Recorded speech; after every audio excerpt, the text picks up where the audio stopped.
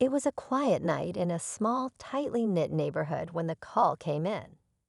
An elderly black veteran, known in his community for his gentle demeanor and heroic past, dialed 911 with a trembling voice. He had heard strange noises coming from his backyard and feared someone was trying to break into his home. The dispatcher assured him help was on the way. Officer James, a seasoned but compassionate cop, arrived on the scene within minutes, flashlight in hand and ready to investigate. As he spoke to the veteran, he could sense the man's fear and unease. But when Officer James stepped inside to check things out, what he found wasn't just evidence of a burglary.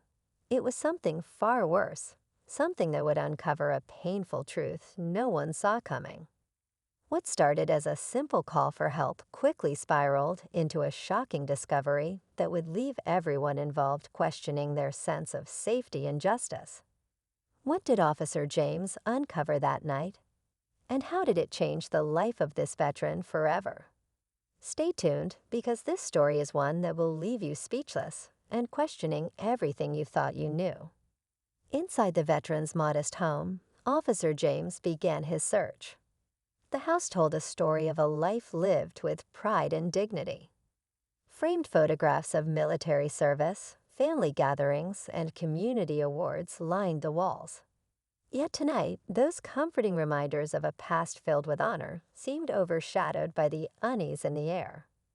The officer moved cautiously, his flashlight revealing details that seemed ordinary at first: an old armchair, a stack of letters, a pair of boots by the door. But as he ventured further, he noticed something strange. A window in the back had been left open, the curtain swaying slightly in the cool night breeze. Was it a careless mistake, or had someone really been here? The veteran, seated at the kitchen table, watched Officer James closely. His hands trembled, not just from age, but from something deeper, a feeling he couldn't quite name. "I thought I heard voices," he said quietly. "Not just one, but two or three." As Officer James pressed for more details, the veteran hesitated, glancing down.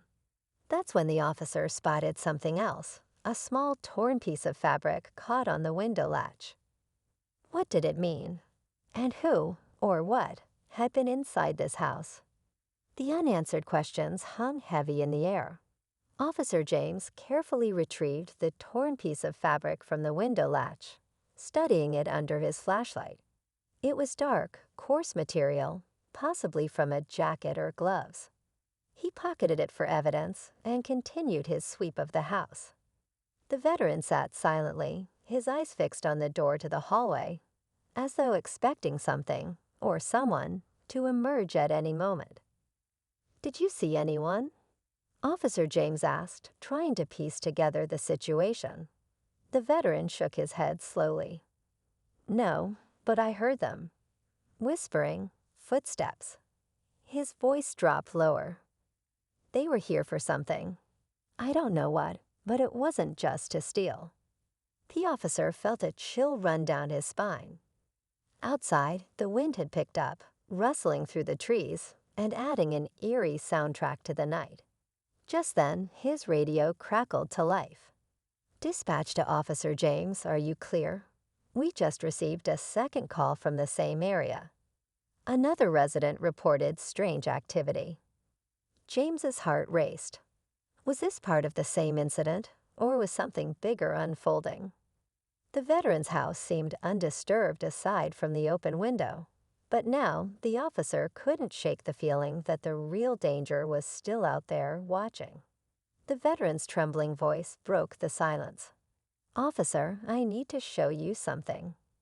He rose slowly, steadying himself on the table, and motioned for James to follow. They moved cautiously down the hallway, the air thick with tension. The house seemed to close in around them, every creak of the floorboards amplifying the suspense. At the end of the hallway, the veteran paused in front of a door. "This room," he whispered. "I locked it this morning, but when I checked earlier, the lock was broken." Officer James tightened his grip on his flashlight, his free hand hovering near his holster. He nodded for the veteran to stay back and gently pushed the door open. The room was dark, the faint smell of mildew lingering in the air. James swept the beam of light across the space. A cluttered storage room filled with old boxes, books, and military keepsakes. At first, nothing seemed out of place. But then, in the far corner, he spotted it. A small trapdoor in the floor was ajar. Fresh scratches lined the edges, as though it had been forced open recently. The officer's heart pounded. He stepped closer, the beam of his flashlight revealing a narrow passage descending into darkness. Who or what could be down there? The answer was close, but so was the danger. Officer James knelt by the trapdoor, his flashlight casting long shadows into the narrow opening. A faint metallic smell wafted up, sharp and unsettling. He radioed for backup, his voice calm but urgent, and then glanced back at the veteran, who stood frozen in the doorway. "Have you ever used this?" James asked, motioning to the trapdoor. The veteran shook his head. "Not in years. It's just an old crawlspace for storage. I didn't even think it could open anymore." James hesitated, then slowly lowered himself into the darkness, his flashlight slicing through the gloom. The passage was tighter than expected, and the air grew colder as he descended. The narrow space opened into a small underground chamber, its walls lined with dirt and stone. At first glance, it seemed empty.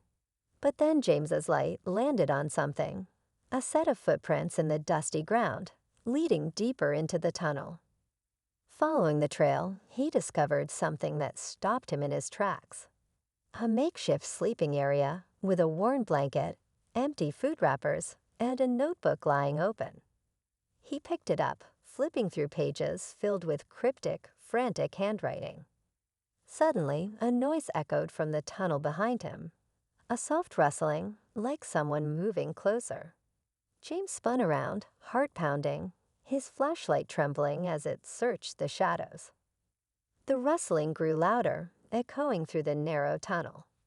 Officer James tightened his grip on his flashlight and instinctively reached for his radio. But before he could call for backup, a figure darted into view. It was a man, gaunt and disheveled, his clothes tattered and face streaked with dirt. He froze in the beam of the flashlight, his eyes wide with a mixture of fear and desperation. "Don't move," James commanded, his voice steady despite the tension thick in the air. The man raised his hands, trembling. "I didn't mean to scare anyone," he stammered. "I was just trying to stay out of sight." James cautiously approached, keeping his light trained on the man. "Who are you? Why are you here?" The man hesitated, glancing past James toward the tunnel's entrance. "I didn't mean for it to get this far. I just needed a place to hide." Back in the house, the veteran called down, his voice trembling. "Is someone there?" James didn't respond immediately, his attention fixed on the stranger. But as he pressed for answers, the man revealed a shocking twist. He wasn't alone. "She's still in there," he whispered, pointing deeper into the tunnel. James's heart sank. This wasn't just about a lone intruder. It was something far more complicated. James steadied himself, his flashlight cutting through the darkness as he followed the man's trembling gesture deeper into the tunnel. Just ahead, he found a young woman, huddled and pale, clutching a blanket tightly around her shoulders. She looked terrified but unharmed. As James carefully approached, the man spoke again, his voice breaking. "She's my sister. We've been on the run. We didn't mean to hurt anyone. We just needed a safe place." The officer glanced between them, piecing together the story. They were clearly exhausted, their faces etched with fear and desperation. Back above ground, James escorted them out of the crawlspace, where the veteran waited, a mix of confusion and concern in his expression. As the man and woman explained, it became clear they were fleeing a dangerous situation, a long, harrowing ordeal that had left them with nowhere to turn. They had stumbled into the veteran's house out of sheer desperation, hoping to avoid being seen. With backup on the way, James assured them they would get help. The veteran, despite his initial fear, softened. If they needed shelter, they could have just knocked, he said gently. In the end, what began as a night of fear turned into a moment of compassion and understanding, leaving everyone changed.